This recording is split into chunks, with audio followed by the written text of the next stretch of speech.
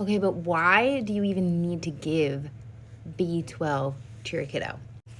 Okay, so when B12 comes into the body, however you're giving it, and then it's transferred into the cell, it splits into adenosine-cobalamin and methylcobalamin.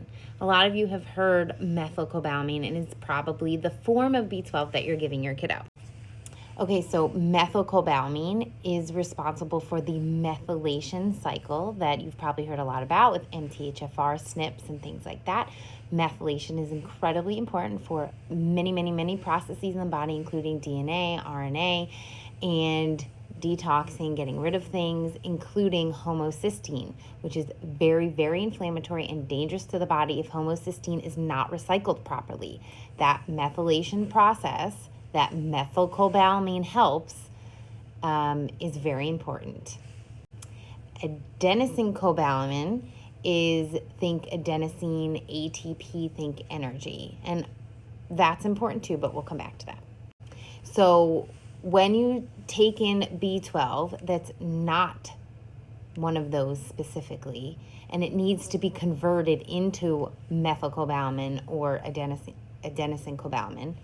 That conversion process requires glutathione, and a lot of these kids are deficient in glutathione. So no need to worry though, because when you take the methylcobalamin directly, it goes into the cell without needing conversion, and it can get right to work to doing that, helping the methylation process and help recycling homocysteine, which is very important. And guess what pops out of this little cycle here? Glutathione.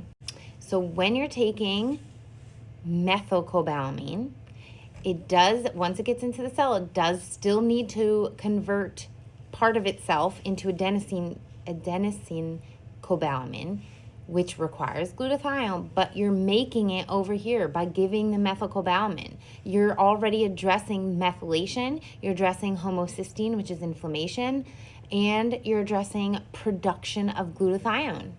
And that is why we give methylcobalamin, B12, because it's not only helping with the things that I'm talking here, it helps with so many other things, but most importantly, the methylation process, recycling homocysteine, and producing glutathione. So make sure you're taking methylcobalamin, and in the link in my bio, I have a very potent multivitamin that has all of the things, including methyl B, of course.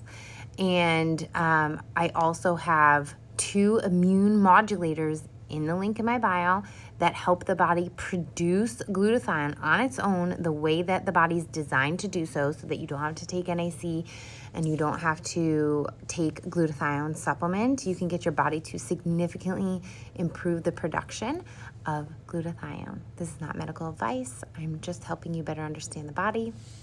Drop all your questions below. And like, save, share so other mamas can see this video, help themselves, and give a follow if you want more information like this.